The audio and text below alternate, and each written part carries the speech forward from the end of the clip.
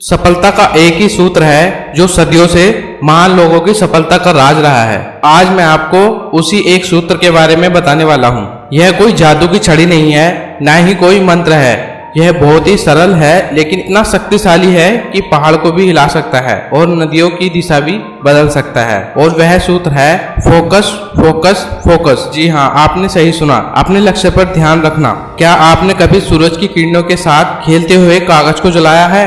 बिखरी हुई सूरज की किरणें कागज को गर्म कर सकती है, लेकिन जला नहीं सकती। जब एक छोटे से शीशे से उन सभी किरणों को एक ही बिंदु पर केंद्रित कर देते हैं, तो वही सूरज की रोशनी आग पैदा कर देती है। आपका लक्ष्य वह कागज है और आपका फोकस वह शीशा। बिना फोकस के आपकी ऊर्जा, आपकी मेहनत, आपका टैलेंट सब बिखर जाता है। सिर्फ गर्मी पैदा करता है, लेकिन फोकस के साथ वही ऊर्जा सफलता की ज्वाला पैदा करता है। लेकिन एक सवाल यह है कि आप जानते हैं कि आपका लक्ष्य क्या है? क्या वह सच में आपका अपना सपना है, या फिर समाज या माता पिता या दोस्तों की उम्मीदों की नकल है? पहला कदम यही है, एक ऐसा लक्ष्य चुनो जो आपकी रूह में आग लगा दे, जो आपको रात में सोने ना दे और सुबह बिस्तर से उछलकर उठा दे। अगर लक्ष्य में जुनून नहीं है तो फोकस कहाँ से लाओगे?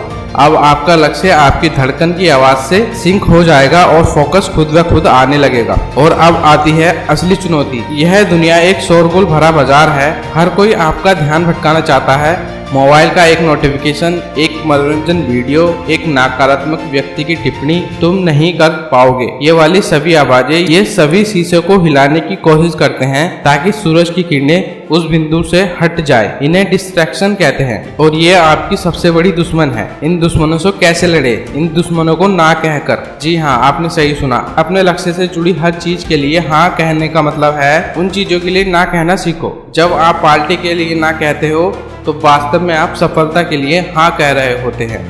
जब आप गपशप के लिए ना कहते हैं तो आप प्रोडक्टिविटी के लिए हाँ कह रहे होते हो। यह आपकी ऊर्जा का मैनेजमेंट है। आपकी ऊर्जा लिमिट है, इसे बर्बाद मत होने दो। ये रास्ता आसान नहीं होगा, लेकिन एक ऐसा दिन आएगा जब मोटिवेशन खत्म हो जाएगा, जब एकाग्रता टूटेगी, जब फेलियर का डर दिल दहलाएगा। ऐसे में क्या करोगे? यही वो पल है जहां विनर्स और वाइनर अलग अलग हो जाते हैं। वाइनर हार मानने पर रोते हैं और विनर अपने वाय को याद करते हैं, उस ज्वाला को याद करते हैं जिन्होंने उन्हें शुरुआत में प्रेरित किया। उस सपने को याद करो जो तुम्हारी आंखों में चमक पैदा करता है।